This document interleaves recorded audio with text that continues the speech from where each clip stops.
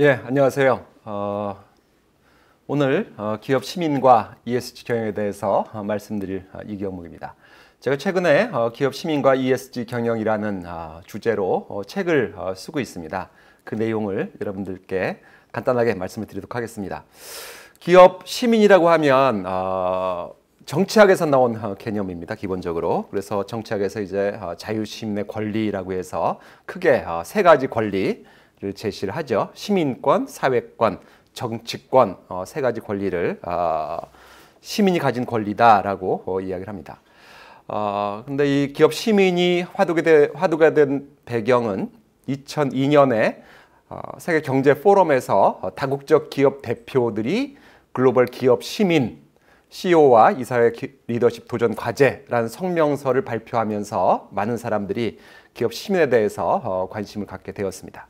그래서 저는 기업 시민을 밑에 있는 내용과 같이 정의를 합니다. 기업이 장기적인 생존과 성장을 위해서 기업의 직접적인 이해관계자 그리고 간접적인 이해관계자들의 요구에 부응하고 그들의 자유시민으로서의 권리를 존중해주고 보호해주는 것, 그것이 기업이 해야 될 기업 시민의 역할이다라고 정의를 하고 있습니다. 기업이 기업 시민의 역할을 잘 하려면 그 기업을 둘러싼 이해관계자들의 이해를 충족시켜 줘야 되는데 기업의 이해관계자들은 뭐 다양하죠. 주주도 있고 소비자도 있고 정부도 있고 공급업체도 있고 채권자도 있고 등등 많이 있습니다. 그런데 사람들이 그런 이해관계자들의 이해가 상충되는 것처럼 많이 생각을 합니다. 예를 들어서 주주한테 배당을 많이 주면 종업원한테 나눠줄 것이 없고 종업원한테 많은 것을 주면 주주한테 나눠줄 것이 없고 또 소비자에게 너무 잘해주면 주주가 손해를 보고 상충되는 개념으로 이해를 하죠. 그래서 고정된 파이가 있고 그 파이 중에서 특정 이해관계자 집단이 많은 것을 가져가면 다른 이해관계자 집단이 손해를 본다라는 방식으로 사고를 합니다. 그런데 실증 분석한 내용을 보면 이 장표에 나와 있듯이 이해관계자들의 만족도의 상관관계가 플러스인 것들이 많다라는 거예요. 그래서 제일 처음에 보면 0.23이라고 나와 있죠. 지역사회 만족도하고 주주 만족도 간의 관계가 플러스 0.23이라는 거예요. 그러니까 주주들 만족도가 높아지면 지역사회 만족도가 높아진다는 거죠. 또 저 장표에 보면 주주의 만족도가 높아지면 고객 만족도도 높아진다 이렇게 나옵니다. 그래서 빨간색으로 되어 있는 거는 이제 통계적으로 유의한 상관관계라고 보시면 돼요. 근데 통계적으로 유의한 상관관계가 마이너스가 아니라 플러스라는 겁니다. 그래서 어떤 기업의 주주들이 그 기업에 대해서 만족을 하면 고객들도 만족을 한다라는 거예요. 왜 저런 결과가 나올까? 결국은 그 기업이 얼마나 경쟁력이 있느냐에 따라서 달라진다는 겁니다. 경쟁력이 있는 기업, 돈을 많이 버는 기업은 주주들도 만족하고 또 돈을 많이 벌게 된 기본적인 이유는 종업원들도 일을 잘하고 만족하고 더 중요하게는 고객들이 만족하기 때문에 그래서 많이 사주니까 돈을 버는 거죠. 그래서 기업을 둘러싼 이해관계자들의 이해관계가 상충되는 것이 아니라 이제 플러스인 경우가 훨씬 더 많다라는 겁니다. 예를 들면 뭐 주주를 한번 예를 들어볼까요? 삼성전자의 주주다. 그러면은 삼성전자의 종업원들이 얼마나 많이 받아가는지 그것에 의해서 만족도가 좌우되기보다는 삼성전자에 투자했을 때 다른 대안에 투자했을 때보다 투자 수익률이 높은지 다른 기업의 주주 대비 내가 삼성전자의 주주로서 얼마나 좋은 성과를 냈는지를 바탕으로 내가 삼성전자하고의 관계에서 얼마나 만족할지에 대해서 생각을 한다라는 거죠. 그래서 경영자의 역할은 저는 두 가지로 나눕니다. 첫 번째는 가치 창출자로서의 역할, 두 번째가 가치 배분자로서의 역할인데 첫 번째는 기업 경영을 잘해서 그 기업의 가치를 키우는 겁니다. 이제 파이를 키우는 거죠. 파이를 키우면 주주들한테 나눠줄 게 많아지고 종업원한테 나눠줄 것도 많아지고 또 소비자들에게도 좋은 품질의 제품을 낮은 가격에 제공할 수 있겠죠. 우리 부잣집 곳간에서 인심 난다라고 이야기를 하죠. 이제 기업도 마찬가지입니다. 망해가는 회사, 엄청나게 손실이 나는 회사의 이해관계자 치고 만족해하는 이해관계자 없어요. 그 기업과의 교환 관계에서 만족해하는 이해관계자 없습니다. 그리고 경쟁력이 있고 큰 돈을 버는 기업의 이해관계자들은 거의 대부분 만족합니다. 그래서 경영자는 이제 파이를 키워서 많은 이해관계자들에게 나눠줄 수 있는 거를 더 크게 해야 된다라는 거죠. 그걸 하기 위해서는 성장, 경쟁력 강화를 위해서 혁신을 지속할 필요가 있는 거죠. 그래서 혁신에는 뭐 이제 다양한 차원의 혁신이 있습니다. 사업 포트폴리오를 바꿔서 성장하지 못하는 사업은 버리고 성장하는 사업 분야로 진출한다든지 또 사업 모델을 혁신해서 새로운 사업 모델을 바탕으로 해서 더 많은 소비자에게 더 큰 혜택을 준다든지 뭐 제품 혁신한다든지 공정 혁신한다든지 기술 혁신한다 등등 여러 종류의 혁신이 있습니다. 저런 혁신을 통해서 파이를 키우는 게 경영자의 가장 기본적인 역할이다라는 거예요. 두 번째는 가치 배분자로서의 역할입니다. 창출한 가치를 누구한테 더 많이 나눠줄 것인가에 대한 결정을 하는 게 또 다른 경영자의 역할이라는 거죠. 이해관계자들이 그 조직하고 교원하는 것을 유지할 정도의 최소한의 유인을 주고도 남는 것이 있다면 그 남는 것을 누구한테 얼마만큼 나눠줄 것이냐에 대한 결정을 해야 된다는 거예요. 그래서 기업과 교환 관계에 있는 주체들이 최소한 받을 수 있는 것보다 더 많이 받는 것이 보통이죠.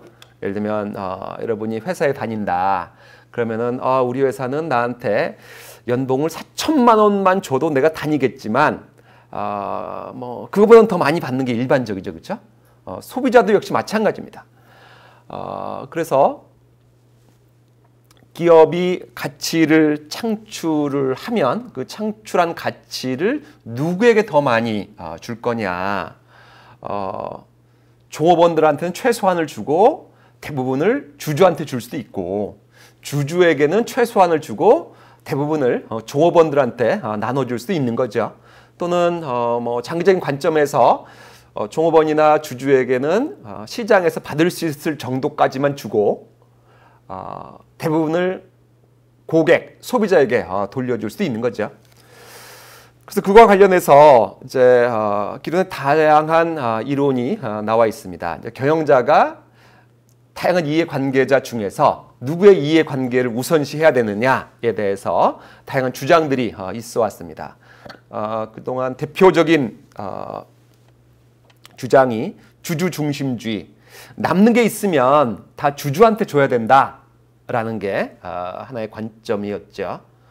두 번째는 이제 최근에 강조되고 있는 주주뿐만이 아니라 기업을 둘러싼 다양한 이해관계자들의 니즈를 충족시키기 위해서 노력을 해야 되고 그들의 이해를 균형시켜야 된다라는 그런 주장이 있습니다. 그런데 두 번째, 이해관계자 중심주의를 바탕으로 해서 경영자가 의사결정을 하려고 하면 그 의사결정이 그렇게 쉽지가 않아요. 다수의 목표를 추구할 때 최선의 대안을 선택하는 게 그렇게 쉽지가 않습니다. 뭐 균형을 취하라 라고 했을 때 어떻게 하는 게 균형을 취하는지 알기가 쉽지 않다라는 거예요. 예를 들어서 이해관계자들에게 시장에서 이해관계자들이 다른 대안을 통해서 받을 수 있는 최소한을 다 주고 나서도 남는 게 1,000억이 있다 라고 했을 때 그 1,000억을 주주하고 종업원한테 얼마만큼씩 나눠주는 게 균형인지 알기가 쉽지 않다라는 거예요. 그래서 그거보다 더 좋은 개념은 개명된 주주 중심주의 또는 개명된 이해관계자 중심주의, 내용은 동일합니다. 개명된 주주 중심주의하고 개명된 이해관계자 중심주의는 동일해요. Enlightened 주주 중심주의라는 거예요. 그래서 장기적인 관점에서 주주의 이익을 극대화하는 거, 또는 그거는 곧 장기적인 관점에서 이해관계자들의 이익을 극대화하는 거하고 동일하다라는 거예요. 주주들에게 장기적인 이익이 되려면 더 많은 소비자들에게 더 큰 가치를 제공해 줘야 되죠. 또 주주들에게 많은 이익을 가져다 주려면 종업원들을 잘 대우해서 노동시장에서 유능한 종업원들을 유치하고 그들이 열심히 일하도록 보상을 해줘야 되는 거죠. 그래서 장기적인 관점에서는 동일하다라는 거예요. 그래서 저런 관점에서 기업의 시가총액을 최대화하는 방향으로 의사결정을 할 필요가 있다는 겁니다. 예를 들어서 뭐 지역사회를 위해서 기부한다. 그게 좋은 거냐 나쁜 거냐를 판단해 볼 때 지역사회를 위해서 1억 원을 기부했는데 그로 인해서 미래에 창출되는 순현금 흐름의 현재 가치가 1억 원 이상이 된다. 그런 건 할 필요가 있다라는 거예요. 그런데 뭐 자기가 졸업한 학교라고 엄청난 기부금을 준다? 뭐 100억 원을 기부했는데 나중에 그 기업의 가치는 100억 원을 기부해서 그 기업이 향유할 수 있는 순현금 흐름의 현재 가치는 뭐 50억밖에 안 된다. 그거는 잘못된 판단을 하는 거다라는 거죠. 그래서 개명된 주주 중심주의를 바탕으로 해서 의사결정을 하라고 한다면 그런 선택이 그 기업의 가치를 높여주느냐 아니냐를 바탕으로 쉽게 판단할 수 있다는 거예요. 앞에 이해관계자 중심주의보다는 그래도 명확한 의사결정 기준을 제시를 하는 거죠. 근데 현실에서는 그럼 기업은 누구의 이해관계를 우선시하는가? 그거는 기업을 둘러싼 이해관계자들의 협상 결과에 따라서 달라지는 것이 일반적입니다. 일반 상장기업, 다수의 주주가 있는 상장기업 같은 경우는 개명된 주주 중심주의처럼 그 기업의 시가총액을 극대화하는 방향으로 주가를 높이는 방향으로 의사결정하는 것이 일반적이죠. 그렇지만 뭐 파타고니아 같은 경우는 우린 돈 버는 거 그렇게 중요하지 않아. 우린 지구 환경을 지키는 것을 목적으로 삼겠어 라고 하죠. 그래서 파타고니아 같은 경우는 그런 목적을 추구하기 위해서 상장을 추진하지 않아요. 많은 사람들한테 주식을 팔면 야, 왜 지구 환경을 보존하기 위해서 우리 돈을 그렇게 많이 써? 돈 많이 벌어? 라고 요구할 가능성이 높다고 보기 때문에 상장을 하지 않는 거죠. 또 협동조합 형태로 운영되는 스페인 바스크 지역에 있는 몬드라곤 같은 경우는 저기는 임직원이 조합원이에요. 그러니까 뭐 소비자나 또는 주주나 그런 사람들보다는 임직원, 복리를 최고의 가치로 삼는 거죠. 또 어떤 기업은 뭐 소비자를 중시하는 그런 기업들도 있고, 또 어떤 기업은 가장 중요한 목표를 종업원의 행복으로 두는 그런 기업들도 있습니다. 종업원의 행복을 궁극적인 목표로 두는 기업들도 장기적인 관점에서 종업원의 행복을 정의하면 개명된 주주 중심주의하고 그렇게 별반 다르지가 않아요. 예를 들어서 우리 회사에 현재 일하고 있는 종업원들의 행복만 극대화하겠다라는 것이 아니라 앞으로 우리 회사가 앞으로 살아남아서 계속 장기간에 걸쳐서 생존하는 기간 동안 우리 회사에서 일할 사람들의 행복을 극대화하겠다를 목표로 한다면 결국은 혁신을 통해서 기업을 성장시키고 그렇게 할 수밖에 없다라는 거죠. 그럼 당연히 주가도 올라갈 수밖에 없는 거죠. 그래서 현실에서는 결국은 기업을 둘러싼 이해관계자들의 협상의 결과로 기업의 목적 또 누구의 가치를 우선할 것이냐가 결정된다라는 겁니다. 기업이 세상에 기여한 정도는 이제 이런 식으로 측정할 수가 있습니다. 그 기업하고 교환 관계에 있는 이해관계자들이 1년 동안 경험한 가치, 그 기업하고 교환함으로써 경험한 가치, 그거를 다 더하는 거죠. 예를 들면 올해 삼성전자랑 교환 관계에 있는 사람들이 100만 명이 있다. 그럼 각각이 삼성전자랑 교환 관계를 통해서 얼마만큼의 가치를 경험했느냐? 그걸 일단 다 더하고 그거를 삼성전자의 생존 기간 동안 다 누적을 하면 삼성전자가 생존 기간 동안 이해관계자들에게 얼마나 큰 가치를 창출해 주었는지를 계산할 수가 있는 거죠. 그때 특정 이해관계자가 삼성전자랑 교환을 통해서 경험한 가치는 이제 두 가지 방식으로 생각해 볼 수가 있습니다. 첫 번째는 그 교환을 통해서 얻는 총가치, 두 번째는 그 총가치에서 두 번째로 좋은 대안에서 얻을 수 있는 총가치를 뺀 것. 예를 들면 제가 삼성전자 휴대폰을 쓰고 있어요. 그래서 삼성전자 휴대폰을 씀으로써 1년 동안 얻는 총가치는 100인데 두 번째 가장 좋은 대안인 애플 아이폰이 나한테 줄 수 있는 가치는 90이다. 그러면은 이제 10이라는 게 삼성전자 휴대폰이 올해 1년 동안 나에게 준 가치다라는 거죠.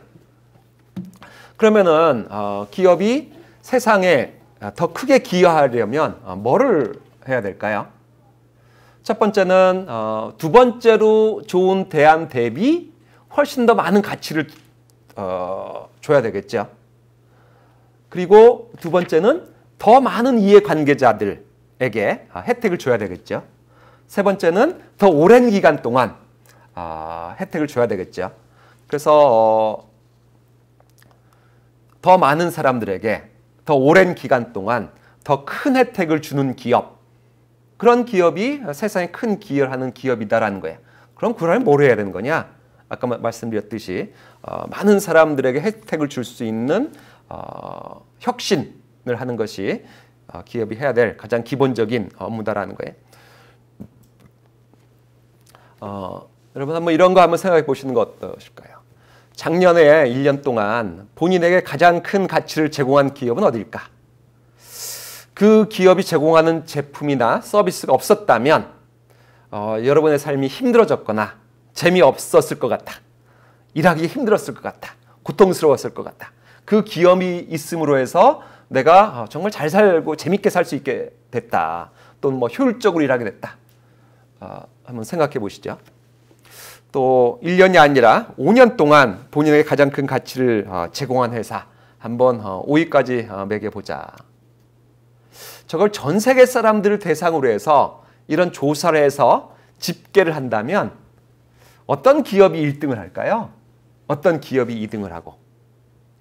아마 저거 하면 시가총액하고 비슷한 순위가 나올 겁니다. 애플이 1등 나올 가능성이 높고 구글, 마이크로소프트 같은 데가 높은 등수가 나오겠죠.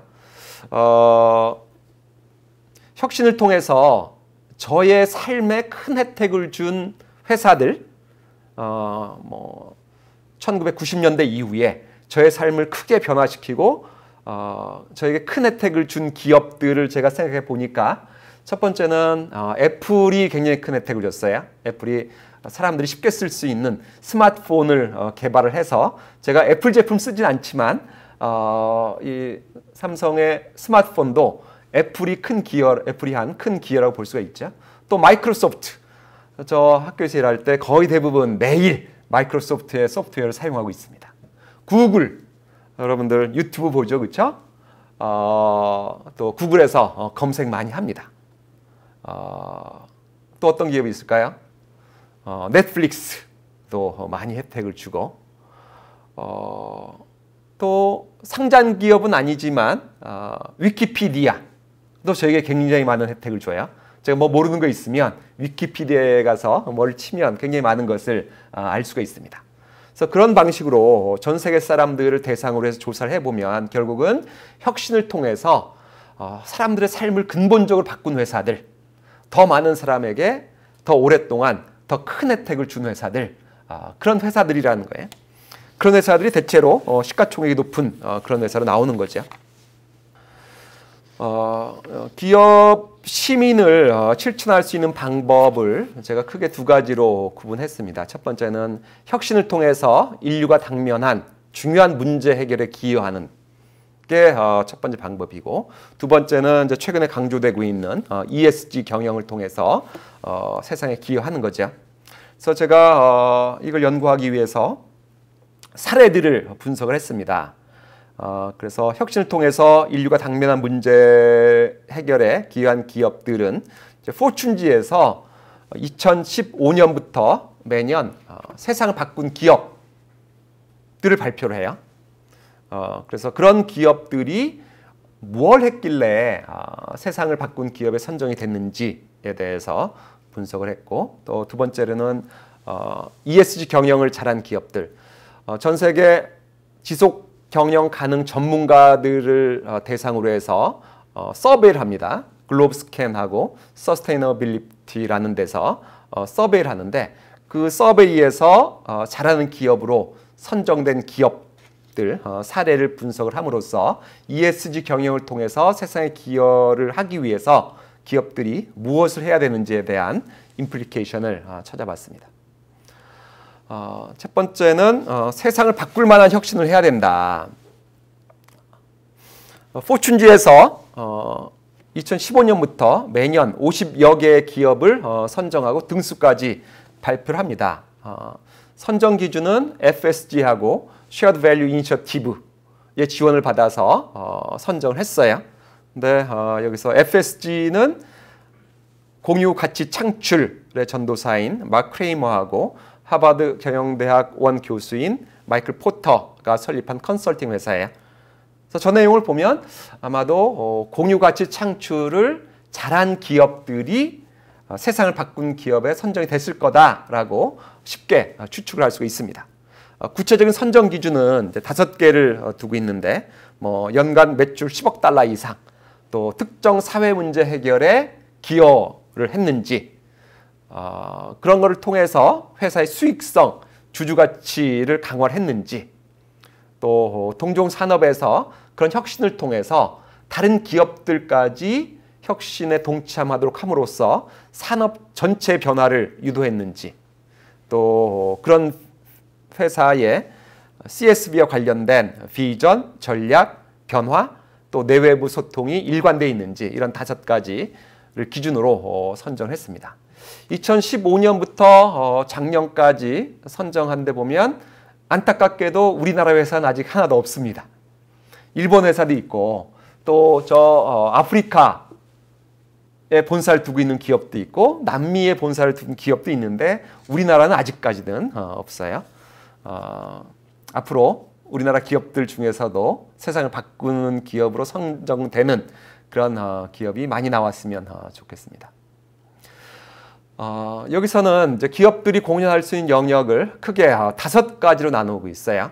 첫 번째는 환경 문제의 해결.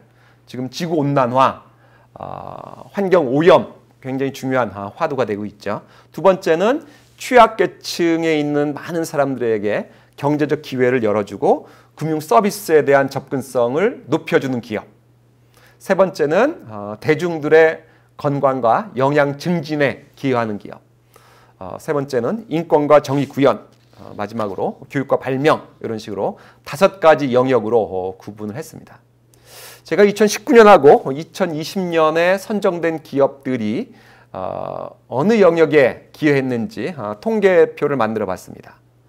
요 밑에 있는 합계를 보면 50개가 넘죠, 그렇죠?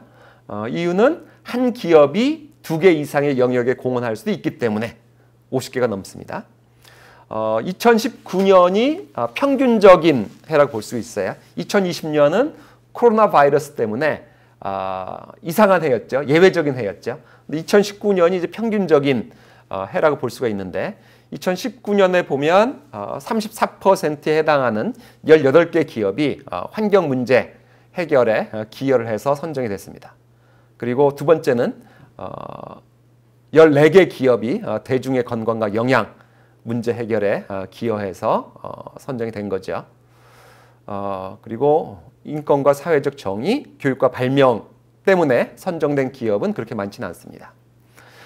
2020년에는 이제 코로나 바이러스 때문에 많은 사람들이 바이러스에 감염되고 죽고 그러면서 세 번째 영역인 대중의 건강과 영양과 관련된 기업들이 23개로 가장 많이 선정이 됐고, 두 번째는 코로나 바이러스로 인해서 많은 사람들이 실직을 했죠. 이제 그러다 보니까 경제적 기회와 금융 서비스에 대한 접근성 강화에 기여한 기업들이 두 번째로 많이 선정이 됐습니다. 그동안 계속 많이 강조되어 왔던 환경 문제의 해결에 기여한 기업들의 비중은 작년에 많이 줄어들었어요. 제가 2015년부터 10위 내에 선정된 기업들을 표로 만들어 봤습니다. 작년 보면 1등이 백신을 만든 업체들이었어요.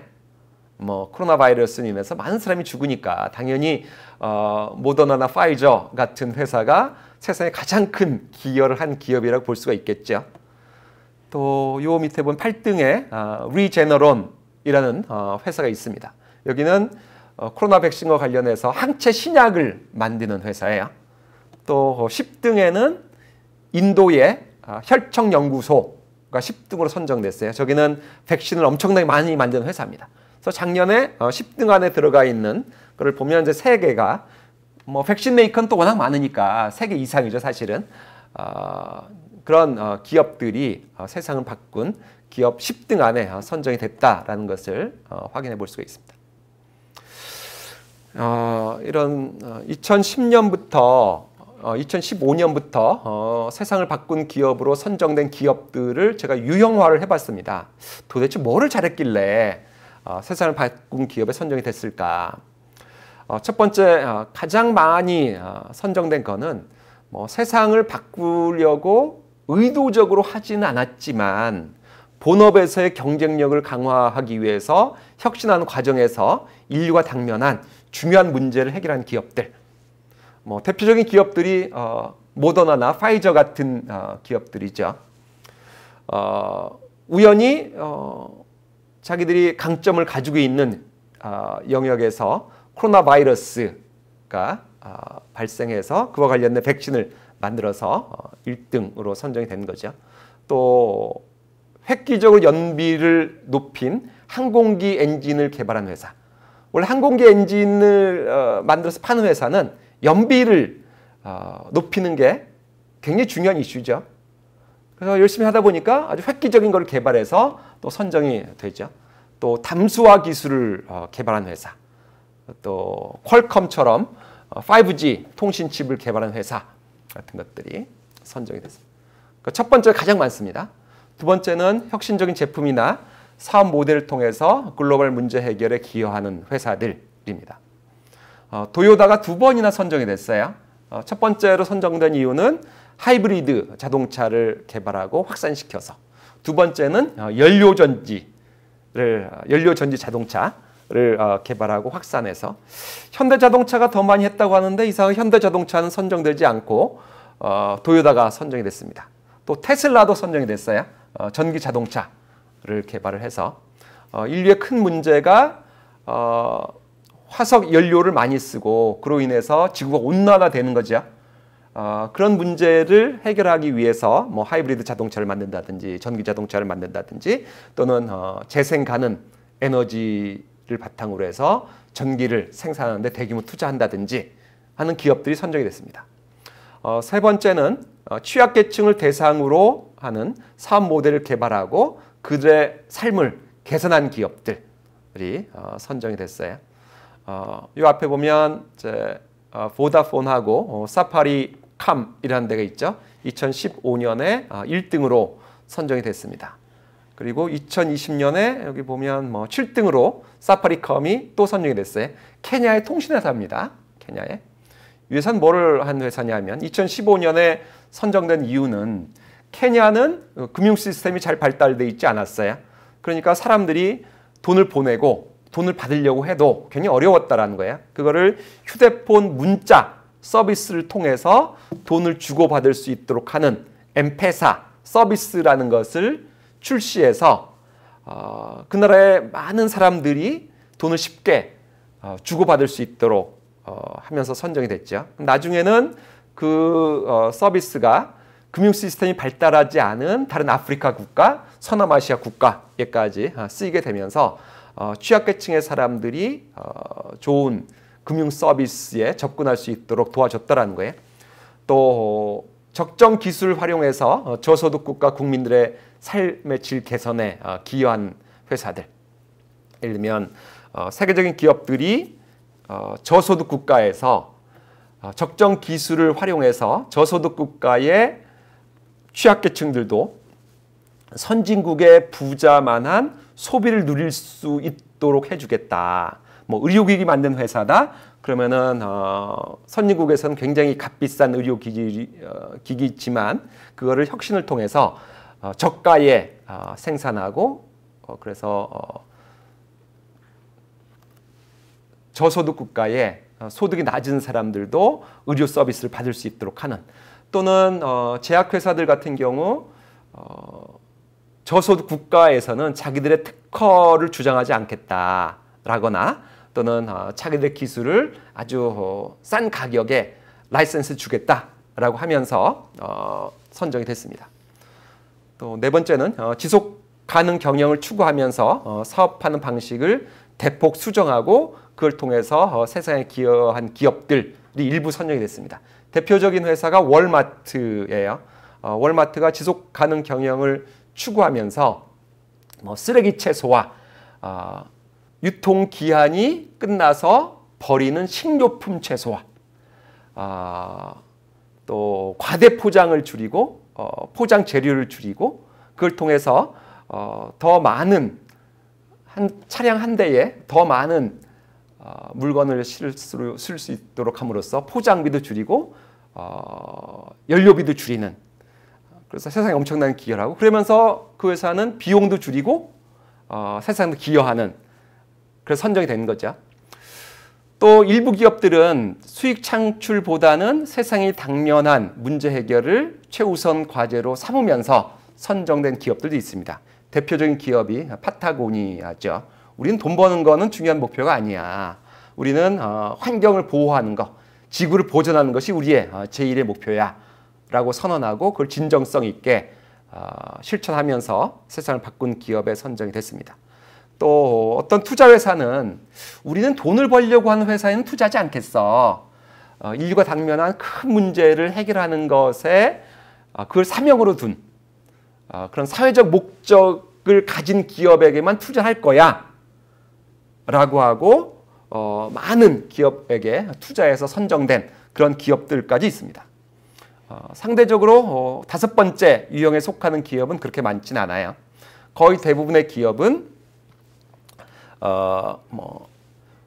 돈을 벌기 위해서 혁신을 하고 그 혁신을 통해서 인류가 당면한 큰 문제를 해결했기 때문에 선정된 기업들이다라는 거예요. 그래서 이 시사점은 세상을 바꾼 기업이 되려면, 즉 더 많은 사람에게 더 큰 혜택을 주려면 본업에서 혁신을 해야 된다. 본업에서 혁신이 첫 번째는 새로운 사업을 통해서 기업 시민을 실천하는 거죠. 사업 포트폴리오 조정을 통해서 인류에게 피해를 주는 그런 사업은 버리고 더 많은 사람에게 더 큰 혜택을 주는 그런 사업을 추구하는 거죠. 두 번째는 사업 모델 혁신을 통해서 기업 시민을 실천하는 겁니다. 예를 들면 다수의 취약계층에게 큰 혜택을 줄 수 있는 그런 사업 모델을 바탕으로 해서 더 많은 사람들에게 혜택을 주는 것이 한 가지 방법이죠. 바텀업 피라미드 밑바닥 전략이라는 게 있습니다. 우리 사람들을 소득으로 계층을 해보면 소득이 낮은 사람이 가장 많고 위로 올라가면 올라갈수록 적어지죠. 그래서 소득이 낮은 사람들이 피라미드 밑바닥에 있는 사람들이에요. 엄청나게 수가 많죠. 그래서 그들을 대상으로 해서 그들의 삶을 개선시켜 줄 수 있는, 또 그들이 소비를 할 수 있는 가성비가 높은 그런 것을 만들어서 팔아보자. 우리 고가의 의료 장비만 만들어서 팔지 말고 그 사람들이 쉽게 쓸 수 있는 장비를 만들어서 팔아보자. 고가의 휴대폰만 만들어서 팔아보지 말고 아프리카의 저소득 국가에서 살고 있는 많은 소비자들이 쓸 수 있는 좋은 휴대폰을 만들어서 팔아보자 같은 것들이 이제 바텀업 피라미드 전략이라고 보시면 되겠습니다. 또 세 번째는 소재 및 제품 혁신을 통해서 기업 시민을 실천하는 거죠. 예를 들면 오염을 유발하는 소재를 대체할 수 있는 소재를 개발한다든지, 요즘 이제 플라스틱 같은 경우 식물성 기반 플라스틱이 만들어져서 많이 사용되고 있습니다. 화석연료 기반이 아니라 화석연료 기반 플라스틱은 지구 환경에 엄청난 피해를 주죠. 일단 생산하는 과정에서 많은 피해를 주고, 그 다음에 이게 썩지도 않아요. 미세 플라스틱으로 생선에까지 들어가서 사람이 먹으면 사람까지 큰 피해를 볼 수가 있는 거죠. 그래서 그런 걸 대체할 수 있는 화석연료로 만든 플라스틱을 대체할 수 있는 식물성 플라스틱을 만드는 것이 하나의 예가 될 수가 있겠습니다. 또 값비싼 소재를 싼 소재로 대체해서 가난한 사람들도 쓸 수 있는 그런 제품을 만들어 보자. 또 소재를 재활용하는 그런 기술을 개발해 보자. 요즘 지속가능 경영과 관련해서 강조되고 있는 게 자원 순환 경제입니다. 선형 경제는 자원을 채굴해서 가공해서 쓰고 버리는, 그게 이제 리니어한 거죠. 선형 경제죠. 그거는 지구한테 엄청난 피해를 준다. 그렇게 하지 말고 순환 경제를 만들어 보자라는 거예요. 한번 채굴해서 가공하고 쓰면 그걸 버리지 말고 회수하거나 재가공, 재활용해서 다시 원료로 쓰자라는 거예요. 그렇게 하면 광산에서 더 이상 광물을 캐내지 않아도 될 수 있는 그런 세상이 될 수가 있겠죠. 또는 신약 개발 같은 제품 혁신한다거나, 또는 식물성 고기를 만드는 회사들, 예를 들면 지구 온난화의 원인 중에서 한 20% 정도가 소 키우는 데서 나온다고 합니다. 소가 트림을 하거나 소가 방귀를 뀌거나 해서 나온다고 해요. 그래서 또 소를 키우는 거는 열대우림을 파괴하고 지구 환경에 엄청난 피해를 주죠. 그래서 그거 대체하기 위해서 우리 왜 굳이 소를 그런 식으로 키워서 먹어야 되냐. 우리가 직접 식물을 가지고 고기를 만들어 보자. 그래서 미국의 Impossible Food 라든지 Beyond Meat 같은 회사가 식물성 고기를 만들고 있어요. 그래서 햄버거 집에 가면 진짜 소고기 대신에 식물성 고기로 만든 햄버거 같은 것이 팔리고 있죠. 그래서 그런 기업이 세상을 바꾼 기업에 선정이 됩니다. 주로 이제 콩을 가지고 만들어서 파는데, 그쪽은 많은 사람들은 이제 앞으로 그게 소고기를 많이 대체할 거다. 소고기뿐만 아니라 이제 다른 종류의 고기까지 많이 대체할 거다라고 예상하고 있습니다. 이유는 소나 돼지를 육종으로 해서 생산성을 높이는 것보다 식물성 고기를 만드는 데서 혁신이 훨씬 더 빠른 속도로 나오고 있다라고 보기 때문에, 그래서 제가 저걸 가지고 미국에 있는 제 아들한테 한번 먹어보라고 했어요. 진짜 맛이 어떤지 한번 네가 먹어봐라.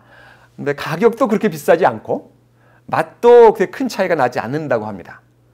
근데 저거를 하는 기업들이 만약에 인류가 앞으로 소나 돼지나 닭을 키워서 먹는 것보다 식물로 만든 고기를 먹는다면 지구 보호에 엄청난 기여를 할 수가 있겠죠. 또 공정, 운영 혁신을 통해서 기업 시민을 실천하는 방법도 있을 겁니다.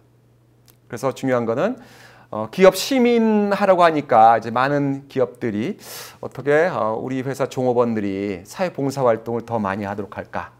우리 회사 종업원들이 기부금을 더 많이 내도록 할까? 그래서 종업원들한테 기부금 내면 우리가 회사에서 매칭해 줄게. 이런 것까지 합니다. 근데 그건 굉장히 한정돼 있다는 거예요. 왜냐하면 종업원 1인당 생각해 봤을 때 종업원이 일주일에 자기 본업에서 40시간 일하면서 내 일을 통해서 세상을 바꾸는데 기여해보자라는 생각을 가지고 일하는 거랑 40시간 동안은 그냥 옛날처럼 일하고 나머지 한 달에 1시간, 2시간 사회봉사해보자. 종업원 1인당 세상에 기여하는 거는 본업을 제대로 해서 본업에서의 혁신을 통해서 자기 업무에서의 혁신을 통해서 세상에 기여하는 것이 훨씬 더 클 것이기 때문에 본업에서의 혁신이 중요하다는 거예요. 두 번째 주제인 ESG 경영에 대해서 말씀을 드리도록 하겠습니다. ESG 경영이라고 하면 좋은 지배구조를 바탕으로 해서 환경과 사회에 대한 책임을 다하는 경영이라고 정의할 수가 있습니다. 그래서 G가 지배구조죠, 그렇죠? 그다음에 E는 환경, S는 사회라고 보시면 되겠습니다. 이게 과거에 해왔던 지속 가능 경영하고 뭐가 다르냐라는 그런 질문하시는 분들이 있어요. 크게 차이는 안 난다. 다만 과거에 이제 지속 가능 경영에서는 그 기업을 둘러싼 다양한 이해관계자들에 대한 책임을 다하라고 돼 있었는데 그 이해관계자들 중에서 환경을 별도로 떼내서 더 강조를 하고 또 G, 가버넌스를 별도로 떼내서 더 강조하고 있다라는 차이가 있고 지속 가능 경영하고 내용에서는 본질적인 차이는 없다라고 생각하시면 됩니다. 이거는 이제 우리나라에서 기업 ESG를 평가하는 대표적인 기관인 한국기업지배구조원에서 ESG를 어떻게 평가하고 있는지에 대한 내용을 가져왔습니다. 실제 평가기관들이 뭐를 평가하는지 한번 보자라는 거예요. 그래서 환경과 관련해서 3가지, 또 사회 관련해서 4가지, 사회 관련해서는 환경 이외에 다른 이해관계자들, 뭐 근로자라든지 협력사, 소비자, 지역사회에 대한 책임을 다하자라는 거죠. 그리고 지배구조, 원래 한국기업지배구조원에서는 지배구조에 대해서 오랫동안 연구해왔던 기관이죠. 이제 그러다 보니까 지배구조에 대해서는 굉장히 상세한 평가 기준을 가지고 있습니다. 그래서 기업에 계신 분들이 이렇게 물어봐요. 환경하고 사회는 내가 뭘 하라는 건지 잘 알겠는데 지배구조는 뭘 하라는 건지 잘 모르겠다.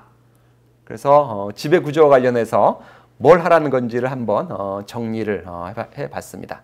자세한 내용은 여러분들이 한번 읽어보시기 바랍니다.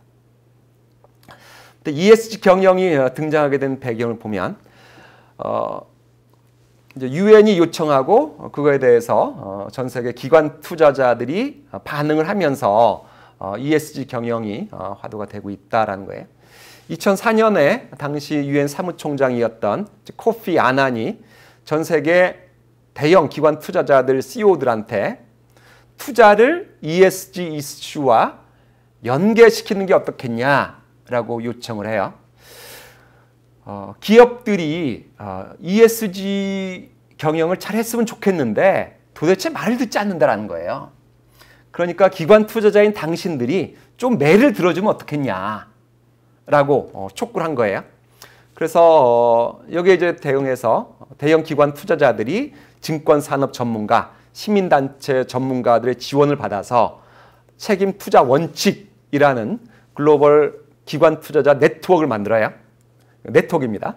그래서 2020년을 기준으로 보면 여기에 참여하고 있는 조직이 3,038개고 이들이 운용하고 있는 자산 규모가 약 103조 달러가 됩니다. 엄청나게 큰 규모죠.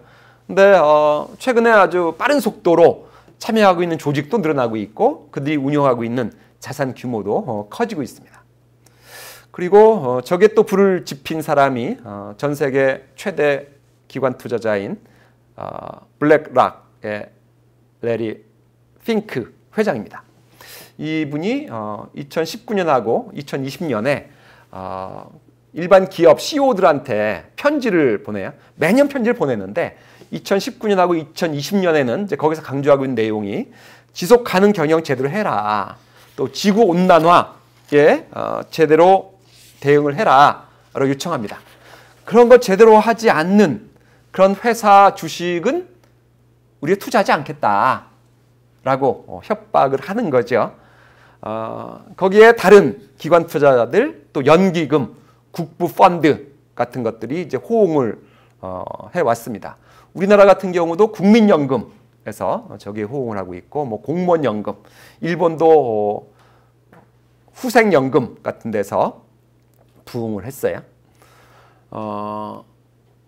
그러면서 이제는 과거에 또 기업들에게 뭐 사회적 책임을 다하라, 사회 책임 경영을 해라, 지속 가능 경영을 해라, 뭐 공유 가치 창출해라, 그런 요구가 굉장히 많았습니다. 그런데 과거에는 하지 않아도 별 상관이 없었어요. 선택 사항이었다라는 거죠. 그런 거 하지 않고 그냥 욕을 먹지 않을 정도만 해도 문제가 없었습니다. 그래서 지속 가능 경영 보고서를 만들어서 제시하는 회사들 숫자가 우리나라 최근에 많이 줄어왔었어요. 안 해도 상관없다라는 거죠, 그렇죠? 또 뭐 과거에도 그랬으니까 이번에도 그냥 무시하고 넘어가면 되지 않을까라고 생각할 수도 있어요. 또 한 가지 발상은 하면 손해라는 발상. ESG 경영을 하려면 돈이 많이 든다. 이익이 줄어든다. 그러니까 사회가 요구하는 것을 최소한만 하고 한 척만 하고 넘어가 보자라고 할 수도 있습니다. 그런데 그게 이제 어려울 거다라는 거예요. 첫 번째는 기관 투자자나 연기금들이 ESG 경영에서 문제가 있는 기업들한테 투자하지 않겠다라고 하고 있어요. 저런 데서 투자해주지 않으면 그 회사의 주가가 떨어지죠. 주주 가치가 훼손이 되는 거죠. 두 번째로는 금융기관들이 또 가만히 있지 않아요. ESG 경영 관련해서 문제가 있는 사업에 대해서는 더 이상 대출해주지 않겠다. 예를 들어서 지금 석탄 화력 발전소를 만들려고 한다. 대출받기가 쉽지가 않을 겁니다. 또 신용평가 기관들도 가만히 있지 않아요. 이게 ESG를 잘하지 못하면 결국 그 회사의 수익성까지 떨어질 거다. 그래서 ESG 경영과 관련된 위험을 기업 신용평가에 반영하겠다라고 하고 있습니다. 그래서 전 세계 뭐 3대 신용평가 기관들이 이걸 다 반영하고 있어요. 그러니까 ESG 경영을 잘못하면 신용평가에서 등급을 낮게 받아서 높은 금리로 돈을 빌려와야 되는 그런 상황까지 오고 있다는 거죠. 또 일부 손보회사들은 혹시 우리가 저 회사 공장에 보험을 받아줬는데 제 보험회사가 받아주지 않으면 어떡하지? 라고 걱정을 해요. 환경 오염을 많이 하는 또는 이산화탄소 배출을 많이 하는 그런 공장 보험을 받지 않겠다라고 할 수도 있다는 거예요. 나중에 보험 들어줬다가 문제가 생기면 그 보험회사가 큰 손해를 볼 수 있기 때문에 언더라이팅의 리스크가 너무 크다라는 거예요. 또 각국 정부도 가만히 있지 않죠. 뭐 탄소 국경세를 도입하겠다라고도 하고 또 탄소 배출을 많이 하는 기업의 제품은 아예 수입을 못하게 하겠다라고 하고 있기도 하고 또 탄소 배출과 관련된 환경오염에 대해서 높은 비용을 지불하도록 하겠다라고도 하고 있다는 거죠. 그래서 이산화탄소 배출을 많이 하고 있는 기업 앞으로 사업하기 어려울 수도 있습니다. 그런 기업은 어떻게 하면 이산화탄소 배출을 줄일까 고민해야 되겠죠. 또 ESG와 관련된 표준을 선정하고 ESG 경영을 공시하도록 의무화하겠다. 우리나라에서 벌써 하고 있습니다. 그래서 앞으로 어떻게 바뀔 것 같냐? 증권 투자 웹사이트에서 그 회사 이름을 치면 과거의 재무제표, 회계 정보뿐만 아니라 ESG 경영과 관련된 자료들을 쉽게 찾아볼 수 있는 세상이 될 거다. 우리나라는 일부 지금 되고 있습니다. 여러분 네이버에서 우리나라 큰 회사 딱 치면 재무정보뿐만 아니라 ESG 평가와 관련된 고기가 있어요. 거기 눌러보면 환경과 관련해서 이 회사가 어떤지, S와 관련해서 어떤지, 뭐 배당률은 어떤지 이런 게 쭉 정보가 나와 있습니다. 근데 앞으로는 더 자세한 정보가 공시될 거다라는 거예요. 그래서 이제 투자자들이 ESG와 관련돼서 높은 수준의 기대를 하고 있으면 ESG 경영을 잘 못하는 기업들은 앞으로 성장하기 어려울 수 있다라는 것을 보여주는 거죠. 그래서 이제는 선택사항이 아니다라는 거예요.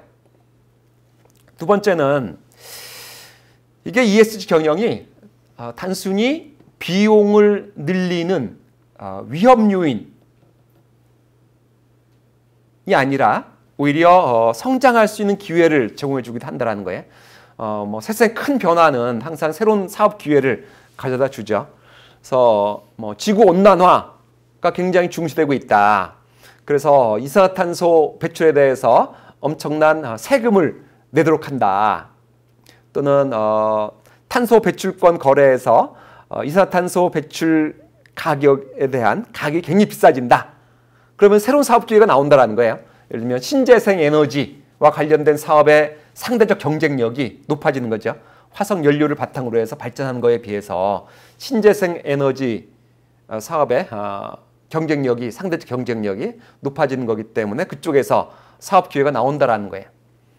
또 뭐 전기차 관련된 분야에서 새로운 사업 기회가 나오고, 식물성 고기와 관련된 분야에서 새로운 사업 기회가 나온다라는 거예요. 그래서 최근에 뭐 우리나라에서 그린 수소 사업을 하겠다라는 기업도 많이 나오고 있고, 또 결국 그린 수소를 만들어내려면 화석 연료를 가지고 만든 전기로 수소를 만드는 거는 그렇게 효율적이지 않다. 그러니까 소형 원자로를 가지고 그린 수소를 만들어 보자. 그래서 이제 소형 원자로에 대해서 투자를 많이 하고 있죠. 또 예를 들면 환경을 보호하는 그런 세상이 온다. 그러면 뭐 폐수 처리와 관련된 새로운 사업 기회, 또는 쓰레기 재활용과 관련된 사업 기회가 나올 수 있다는 거예요. 이미 그런 사업에 대한 금융 지원, 정부 지원이 많아지고 있습니다. 그래서 기회다라는 거예요. 그래서 단순히 이것을 위험으로만 생각하지 말고 기회로 인식해 보자. 그리고 두 번째는 ESG에 부합하는 경영을 하면 그 기업의 가치가 높아질 수 있다는 거예요. 아까 말씀드렸듯이 ESG 경영을 잘하는 기업을 투자 대상으로 하는 ETF나 펀드가 늘어나고 있어요. 그래서 우리 회사가 ESG 경영을 잘한다? 그러면 퍼가 높아져서 주가가 확 올라갈 수 있다는 거예요. 또 ESG 경영을 통해서 비용을 절감할 수 있다. ESG 경영이 돈이 많이 들도록 하는 것이 아니라 오히려 비용을 줄여주는 그런 요인이 될 수도 있다는 거예요. 예를 들면 ESG 경영을 하려면 에너지 사용량 줄여야 됩니다. 회사에서. 폐기물 줄여야 돼요. 물 사용량 줄이고. 그런 노력을 하다 보면 비용이 준다는 거예요. 대표적인 회사가 이제 아까 예로 들어드린 월마트라는 회사였습니다. 또 ESG 경영을 잘하면 브랜드 가치가 높아져서 기업이 더 큰 수익을 낼 수 있다라는 겁니다. 또 세 번째는 ESG 경영을 잘하면 유능한 인재를 유치하고 그들이 더 열심히 일하게 만들 수 있다라는 겁니다.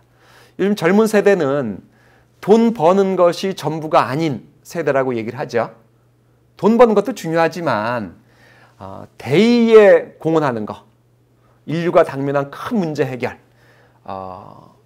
지구온난화 해결 같은 것에 기여하는 것에 높은 가치를 둔 젊은 사람들이 많다고 합니다. 그러니까 ESG 경영을 잘하면 거기에 높은 가치를 두는 유능한 인재들을 끌어들일 수 있다는 거예요. 또 그걸 사명으로 삼으면 거기에 동의하는 임직원들이 그 회사에서 일하는 것 그 자체에 대해서 즐거움을 경험하고 그로 인해서 더 열심히 일하면서 회사 경쟁력이 높아질 거다라는 겁니다. 그래서 제가 ESG 경영을 잘하는 기업의 사례들을 분석을 했습니다. 도대체 ESG 경영을 잘한다고 하는 기업들은 뭐를 잘할까?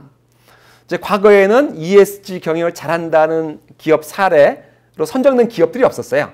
대신에 이제 지속 가능 경영을 잘하는 그런 기업으로 선정된 기업들이 있었죠. 뭐 실질적인 내용은 동일하니까. 그래서 지속 가능 경영을 잘하는 기업으로 선정된 기업들을 한번 분석해 보자. 전 세계 지속 가능 경영 전문가들을 대상으로 해서 서베이를 하는데 그 중에서 제가 6개 기업을 선정을 하고 그것 이외에 사업 포트폴리오 수정을 통해서 지속 경영을 잘 실천한 기업 3개를 선정해서 9개의 사례를 분석을 했습니다. 2015년부터 제가 집계를 했어요. 2015년부터 1등부터 등수를 쭉 매고 왔는데 유니레버라는 데가 계속 1등을 했죠. 그렇죠? 두 번째는 파타고니아가 계속 2등을 하고 인터페이스라는 회사가 3등, 그 다음에 최근엔 이케아라는 데가 3등을 했습니다. 인터페이스는 여러분들 회사에 보면 이 바닥에 카펫 타일이 깔려 있죠. 그 카펫 타일을 만들어서 파는 회사입니다. 카펫 타일을 만들고 깔고 폐기하는 과정에서 지구 환경에 엄청난 큰 피해를 주죠.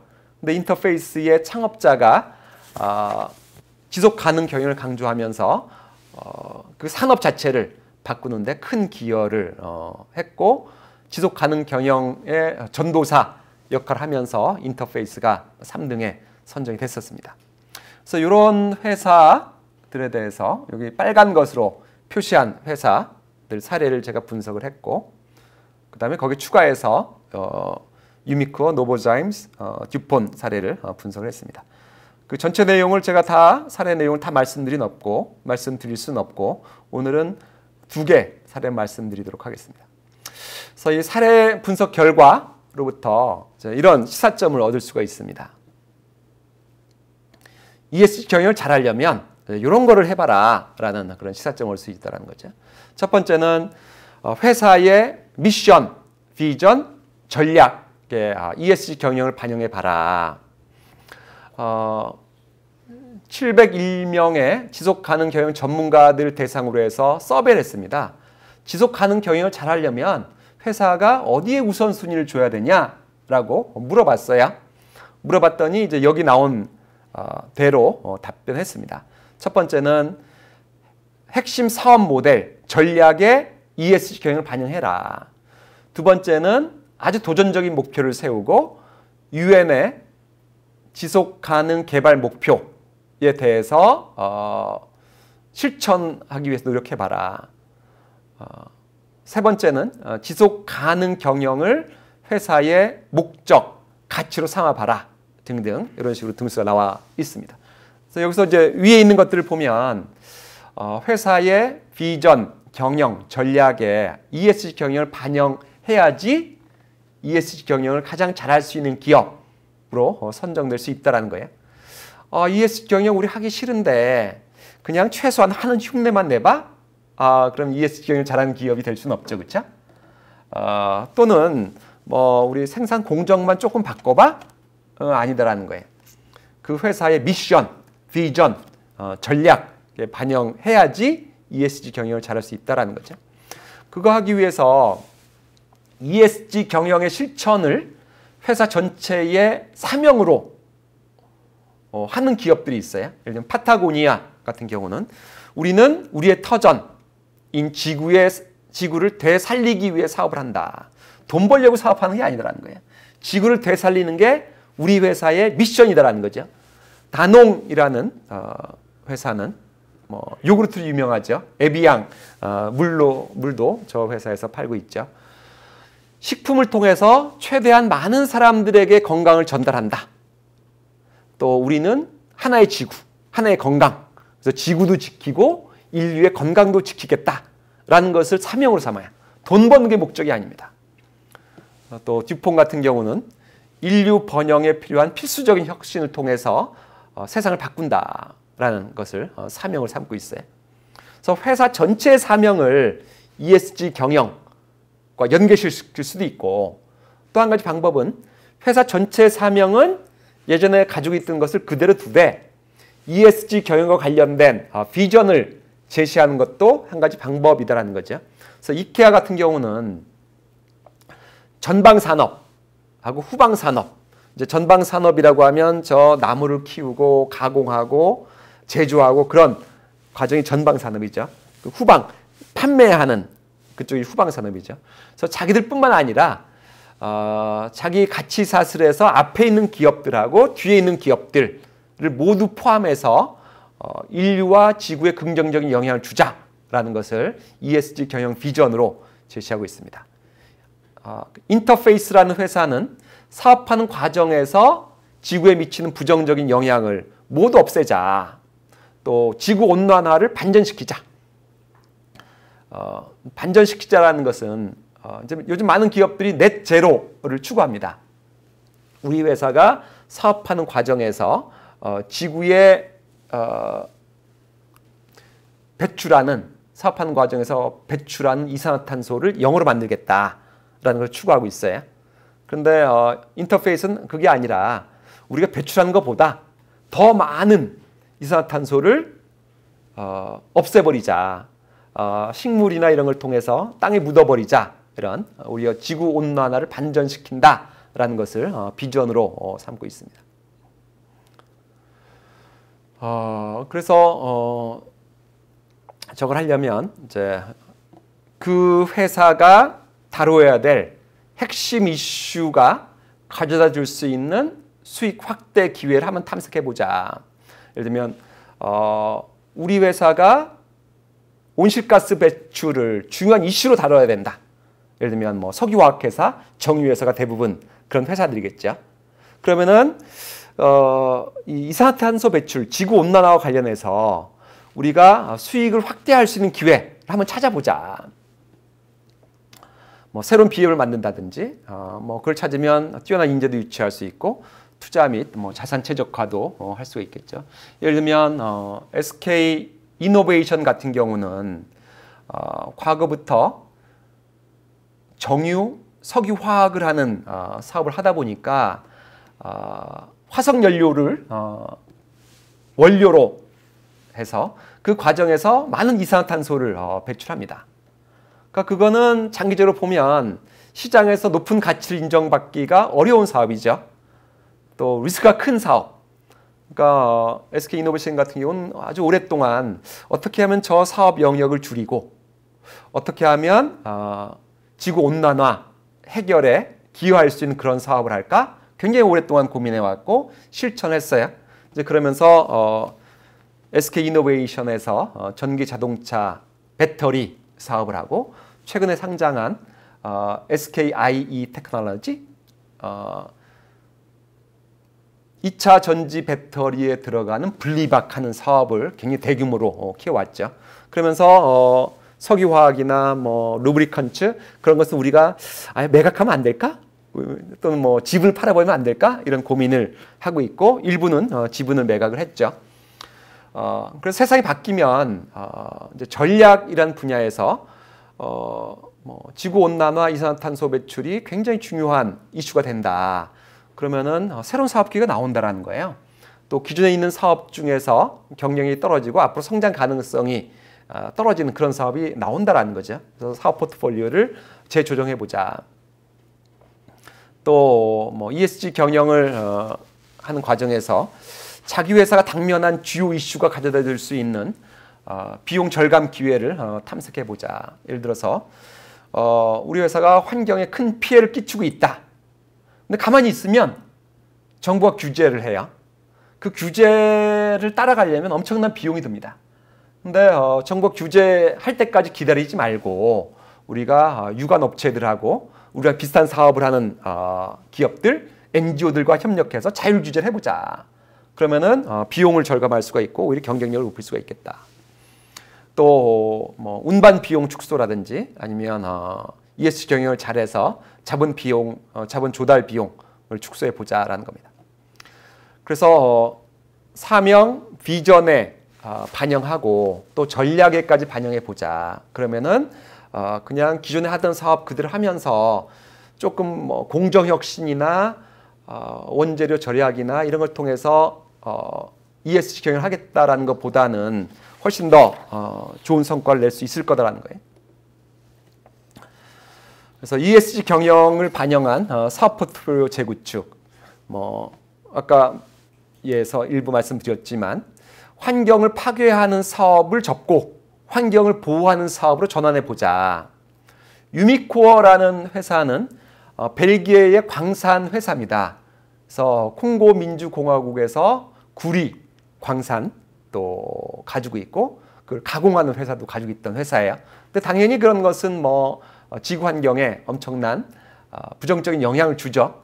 그래서 저거 더 이상 했다가는 우리가 욕만 먹겠다. 그리고 그거 했다가는 기업 가치도 계속 하락하고 성장 가능성도 없겠다 해서 그쪽 사업을 접고 그쪽 분야에서 쌓은 역량을 바탕으로 해서 전기차 배터리용 소재를 생산하고 납품하고 공급하고 또 거기서 더 나아가서 전기차 배터리 리사이클링 사업을 하고 있어요.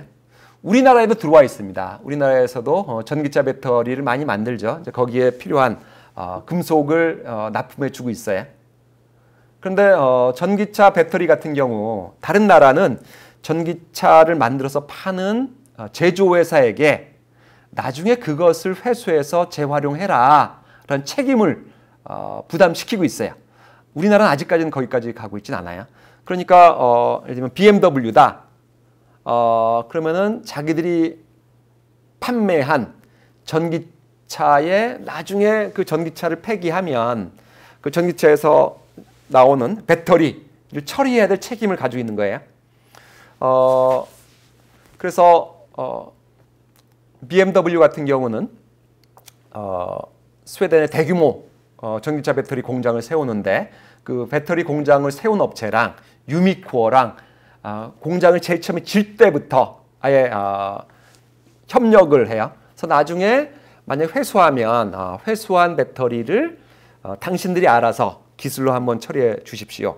그래서 유미코어에서는 그렇게 회수한 거를 아직 수명이 남아 있으면 회수한 거를 일부 배터리 팩을 분리해서 다른 ESS를 만들어서 계속 활용하고 거기서 나중에 수명이 닿으면 배터리 수명이 닿으면 그걸 회수해서 그 안에 있는 금속 같은 것을 분해해서 재가공하고 다시 판매하는 그런 사업까지 하고 있다는 거예요. 그러면서 ESG 경영을 잘하는 기업이라는 그런 평가를 받고 있는 거죠. 두산그룹 같은 경우는 두산그룹 망한다 그랬었죠, 그렇죠? 원자력 발전소를 짓지 못하게 하고 또 두산중공업 같은 경우에 석탄 화력 발전소에 들어가는 그런 장비들을 많이 판매하고 있었는데 원자력 발전도 하기 어렵고 석탄 발전소도 잘 짓지 않고 그러니까 망한다 그랬었는데 요즘 그 역량을 바탕으로 해서 신재생에너지 사업 분야로 가고 있고 이제 과거부터 하고 있던 담수화 사업을 더 확대하면서 오히려 이제 미래가 밝은 그룹인 것처럼 평가를 받고 있습니다. 거기다 이제 그린 수소까지 하겠다. 또 소형 원자력 발전까지 하겠다라고 하면서 앞으로 성장 가능성이 큰 기업이라는 평가까지 받고 있죠. 또 아까 말씀드린 SK이노베이션, 석유화학산업, 정제사업, 비중 줄이거나 자산 일부 매각하고 지구 환경을 보호하는 데 도움을 줄 수 있는 그런 사업에 대규모 투자해보자. 그런 노력을 하고 있는 거죠.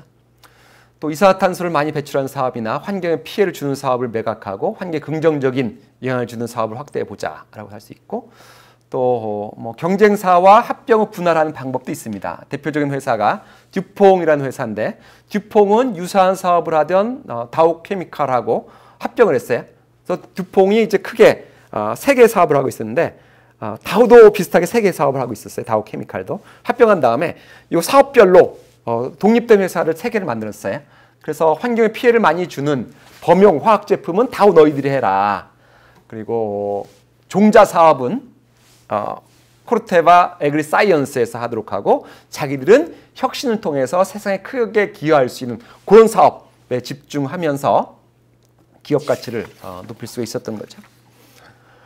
그 다음에 ESG 경영을 기업의 문화로 삼아라. 최고 경영자 혼자서 우리 ESG 경영합시다 라고 해봤자 실천이 안 된다라는 거예요. 모든 구성원들이 ESG 경영을 하는 것을 당연한 것으로 받아들여야지 ESG 경영을 잘 할 수 있다라는 거죠.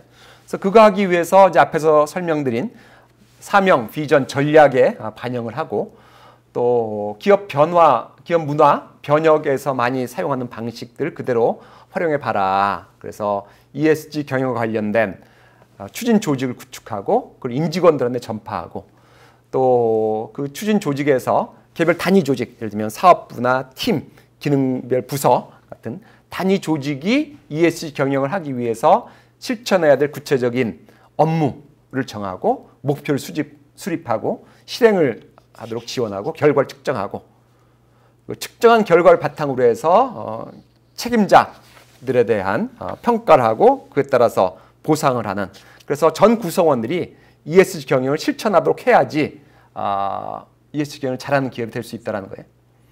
그중에서 ESG 경영이 필요한 조직 운영을 해야 되는데 ESG 경영을 잘하는 기업들은 보면 당연히 최고 경영자가 앞장을 섭니다.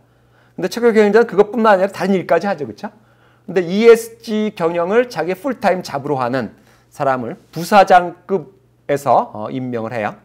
그리고 이사회 밑에 ESG 경영위원회를 설치를 하고 ESG 총책임자는 회사의 중요한 전략적 의사결정에 다 참여합니다.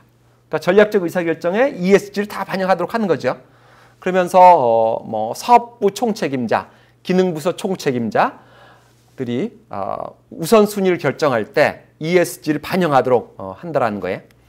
또 전사 ESG 경영 그룹이 각 단위 조직들한테 나눠져서 단위 조직들이 해야 될 일이 뭔지를 정하고 지원하는 그런 일들을 하고 있다는 거예요.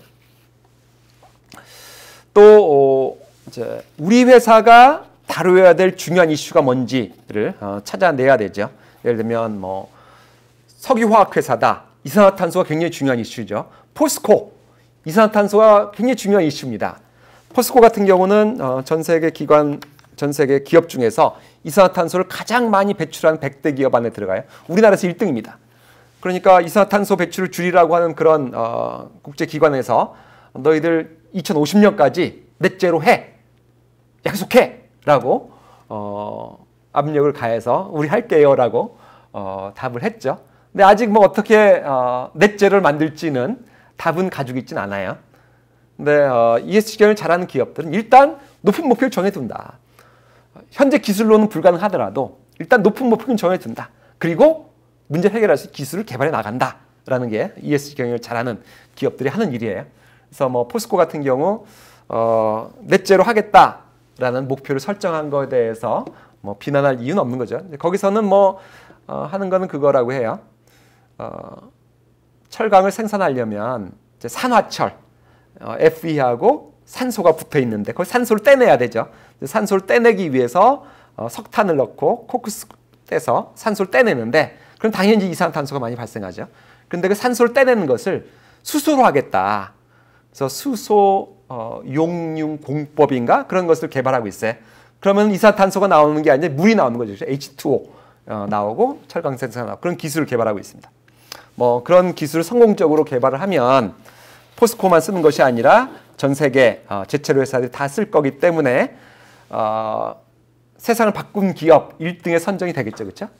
그래서 우리 회사가 핸들해야 될 이슈가 뭔지를 한번 확인해 보자. 예를 들면 물이 풍족한 지역에서는 물이 그렇게 중요한 이슈가 아니죠. 그렇죠? 물이 굉장히 부족한 아리조나 사막 지역 그런 데서는 물이 굉장히 중요한 이슈입니다. 또 산업에 따라서도 중요한 이슈가 달라질 수가 있어요. IT 업체들 같은 경우 공장이 없기 때문에 환경 오염 그렇게 중요한 이슈가 아닐 수도 있습니다.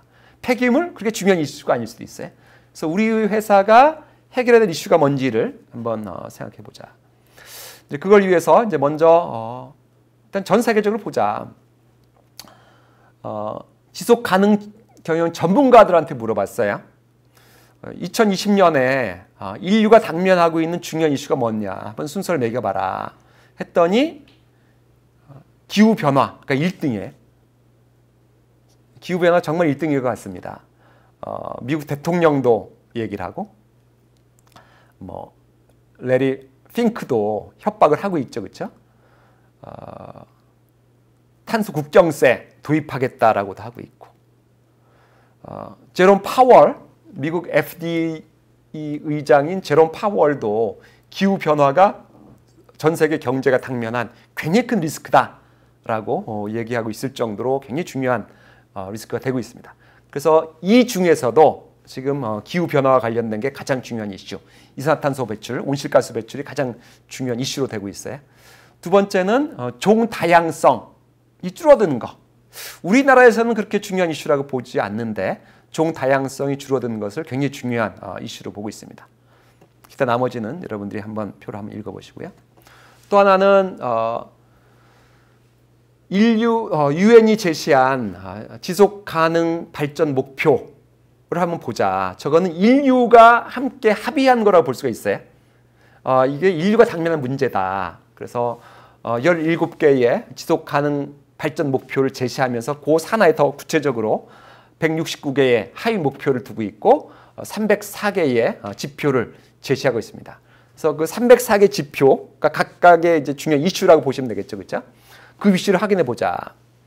또 ESG 평가 기관들이 사용한 평가 기준 확인해 보자.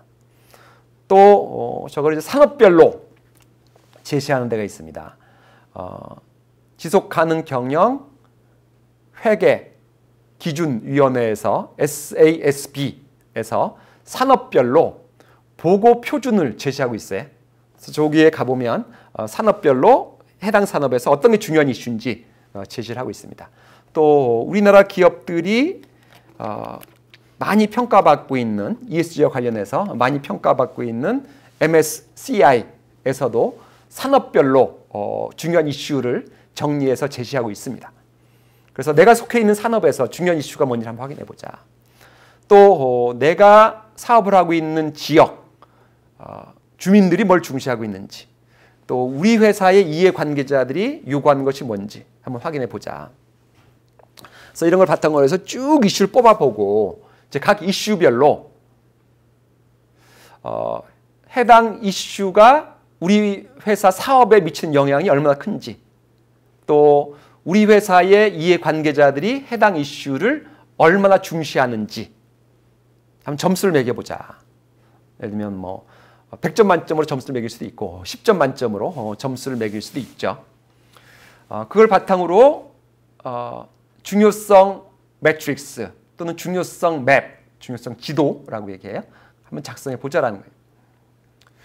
듀퐁은 어떤 식으로 해왔냐 하면 이해관계자들을 대상으로 해서 새로운 지속 가능 경영 전략과 2030년 지속 가능성 목표 달성을 위한 중요 이슈에 대해서 투표를 진행했어요.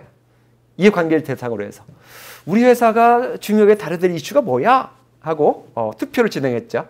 그래서 투표 결과를 그 이전에 중요성 검토 결과 2015년에 한 그거하고 GRI 표준, 유엔의 SDG, 그 다음에 SASB 표준하고 비교를 하고 그걸 가지고 대내외 이해관계자들하고 함께 진단 워크숍을 진행을 했습니다.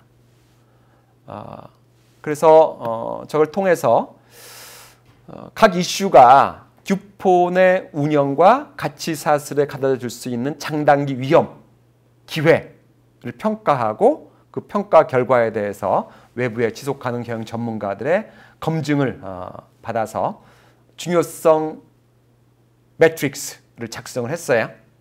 요거는 이제 노보자임스라는 회사의 중요성 매트릭스인데요. 노보자임스는 전 세계에서 산업용 효소 1등 업체입니다. 여러분 집에서 쓰는 세제에도 효소가 들어가 있어요. 여기저기 굉장히 많이 들어갑니다. 효소들이. 전 세계 산업용 효소에서 1등인 유럽 업체인데 여기 X축 보면 해당 이슈가 노보자임스 회사의 사업에 미치는 영향 0에서부터 오른쪽으로 가면 갈수록 영향이 큰 거죠. 그렇죠? Y축은 해당 이슈에 대해서 노보자임스의 스테이크홀더들, 이해관계자들이 얼마나 중시하는지 그걸 바탕으로 해서 각 이슈를 요 도표에 좌표를 찍는 거죠. 그래서 제일 오른쪽 위에 보면 혁신이라는 게 있습니다. 혁신은 이해관계자들도 중시하고 노보자임스 회사의 사업에도 큰 영향을 미치는 이슈다라는 거예요. 여기 보면 이게 이제 경제적 이슈냐, 환경 이슈냐, 가버넌스 이슈냐, 소셜 이슈냐라는 방식으로 표기를 해두기도 하고 또 그 이슈를 우리 회사가 그 이슈를 해결하기 위해서 굉장히 많은 시간과 자원을 집중 투자할 거냐 말 거냐. 요 별표로 해당된 것은 집중 투자하겠다라는 이슈예요. 또 그 밑에 있는 거는 그 이슈가 유엔이 제시한 17개의 SDG 타겟과 관련되어 있는 거냐 이 여부를 표시를 한 거죠. 그래서 요거를 만들어서 이해관계가 딱 보여주는 거예요. 그런데 이해관계자들이 노보자임스가 지속 가능 경영과 관련해서 뭐를 중시하는지를 이제 일목요연하게 알 수가 있는 거죠. 그래서 여기 보면 중요성도 높고 이해관계자들에 대한 중요성도 높고 노보자임스의 사업에 미치는 영향도 높은 영역, 요 하이라고 된 영역, 요 높은 영역에 대해서는 이거 굉장히 중요한 이슈들이다. 요거 관련해서는 아주 상세한 공시를 하겠다라는 거고, 그 다음에 미들 중간 정도 영역, 여기죠. 요 영역은 중간 정도 중요하다. 이거는 한정된 정보만을 제공하겠다. 그리고 중요하지 않은 것, 중요성 매트릭스에서는 표시되지 않았지만 자기들이 검토한 이슈 중에서 이거는 뭐 이해관계자들도 중요한 거로 보지 않고 우리 회사의 사업에 미친 영향도 별로 많지가 않아. 그러면 무시하고 그냥 가겠다라는 거죠. 그래서 이걸 통해서 이제 선택과 집중을 하겠다라는 겁니다. 이제 회사에서 지속 가능 경영을 하겠다, ESG 경영을 하겠다라고 하면 이제 많은 회사가 이렇게 합니다. 최고 경영자가 각 부서한테 해당 부서에서 할 수 있는 거 한번 가져와 봐 라고 해요. 그래서 그 중에서 그냥 약간 검토해서 어떤 걸 하라 말아라 이런 식으로 진행을 합니다. 근데 그건 효율적인 방법이 아니다라는 거예요.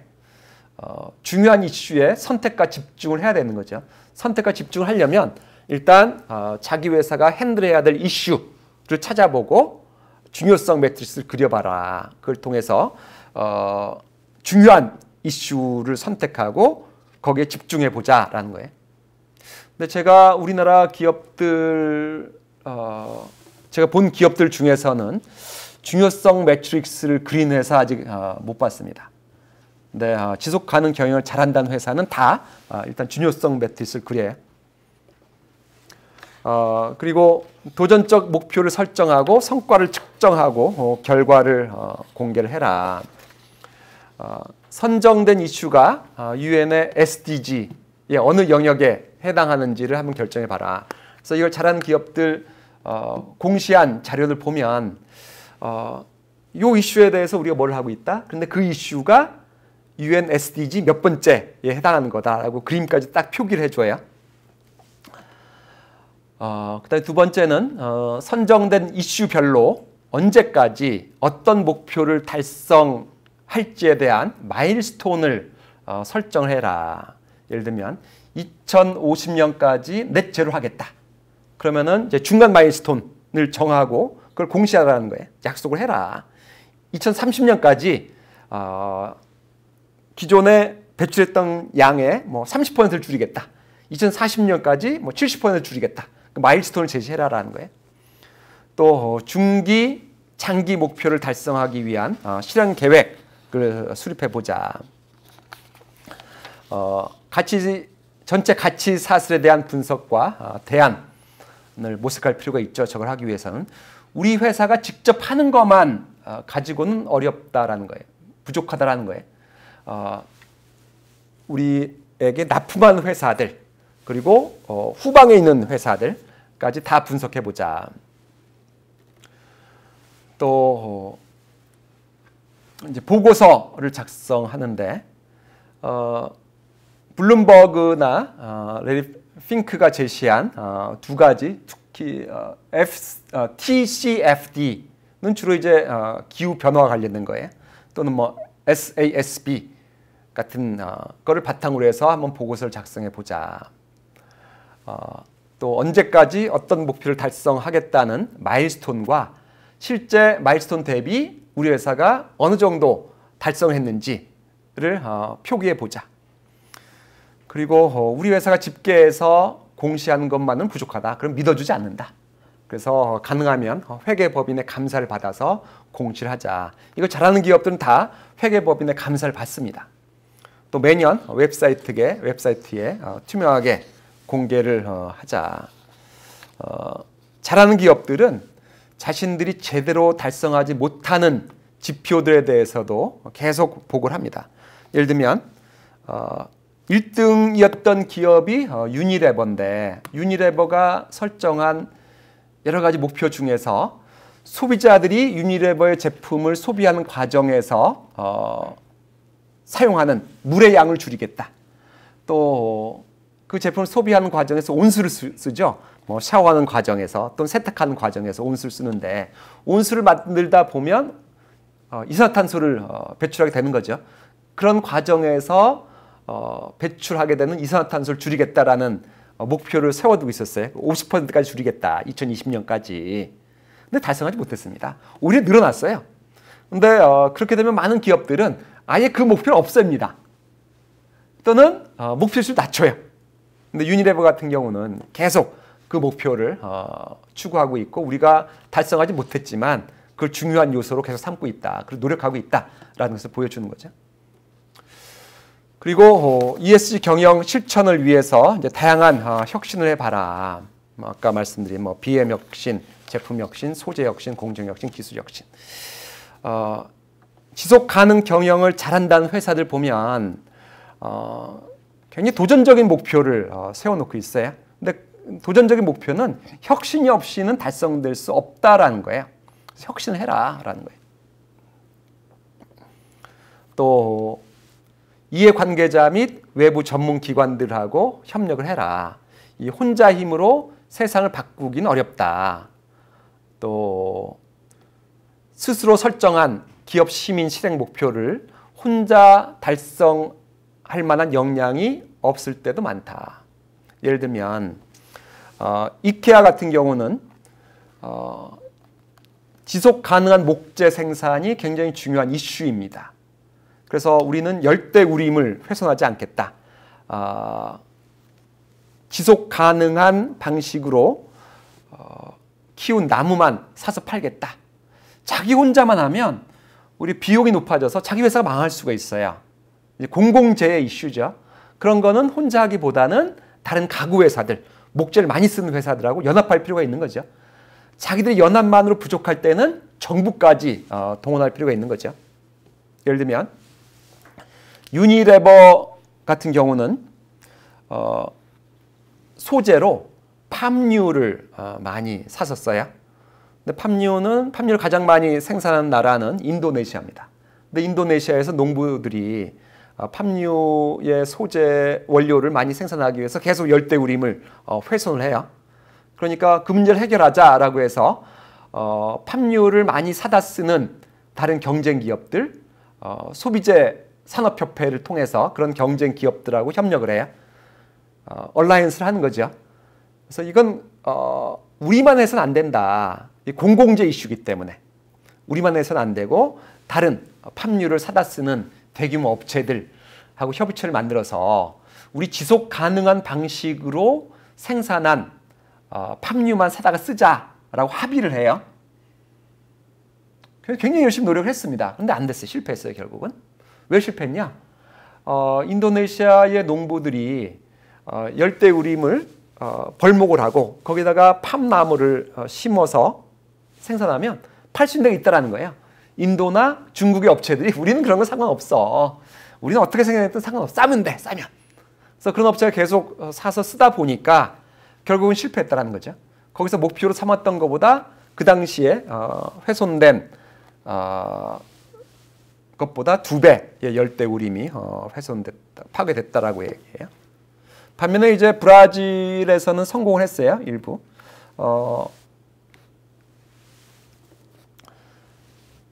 가축을 키우기 위해서 가축의 중요한 사료가 이제 콩이죠. 콩. 콩을 재배하기 위해서 아마존 열대우를 많이 훼손하는데 거기서는 정부하고 협력을 했습니다. 정부랑 협력을 해서 정부한테 규제를 만들도록 했어요. 농부들이 자기가 가지고 있는 농지의 80%에서만 경작하고 나머지 20%는 숲으로 유지해야 된다라는 규제를 가하고 그리고 이제 기업들도 지속 가능한 방식으로 생산되지 않은 그런 것은 사서 쓰지 않겠다라고 하면서 브라질의 열대우림 훼손 속도는 굉장히 빠른 속도로 줄어들었죠. 그래서 혼자 하려고 하지 말고 동일한 이슈에 당면한 기업들이 협의체를 만들거나 또는 기존에 존재하는 협의체에 가입해서 문제를 해결해 보자. 또 이제 기업들이 이산화탄소 배출 넷제로 만들어라. 그러니까 이제 기업들이 직접 투자하고 직접 망그로브 숲 복원하고 이런 거 하려고 해요. 근데 직접 할 만한 역량이 없다. 거기서 분업이 필요하다라는 거예요.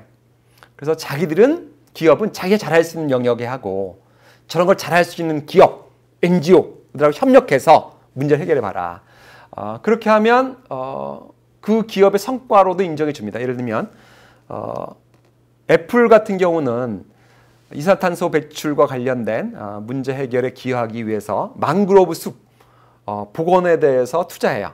근데 자기들이 다 할 수 없죠. 그러니까 NGO들하고 협력하고 그 나라 정부랑 협력하고 혼자 하려고 하지 마라. 또 어떤 기업들은 우리 회사가 이산화탄소를 많이 배출하니까 신재생 에너지를 통해서 발전해서 넷제로 만들 거야. 자기 회사가 신재생 에너지와 관련된 역량이 있으면 그게 좋은 방법일 수가 있지만 역량이 없으면 그걸 잘하는 기업하고 협력해라. 공동 투자하고.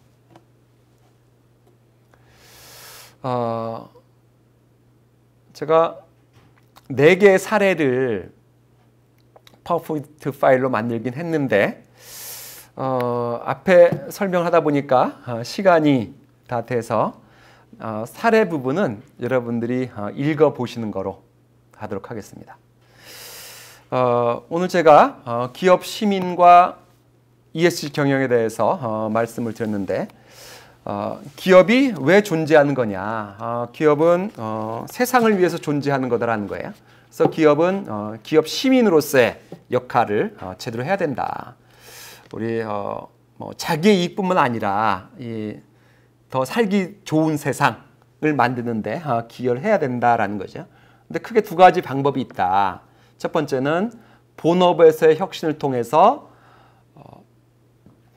인류가 당면하고 있는 이 세상이 당면하고 있는 큰 문제 해결에 기여해보자. 2번째는 지속 가능 경영을 통해서 지구가 당면한 문제의 해결에 기여해보자 라는 2가지 방법에 대해서 말씀을 드렸습니다. 자, 오늘 말씀드린 내용이 여러분들이 기업의 역할에 대해서 고민하는데 조금이나마 도움이 되길 기대하면서 제 강의를 마치도록 하겠습니다. 감사합니다.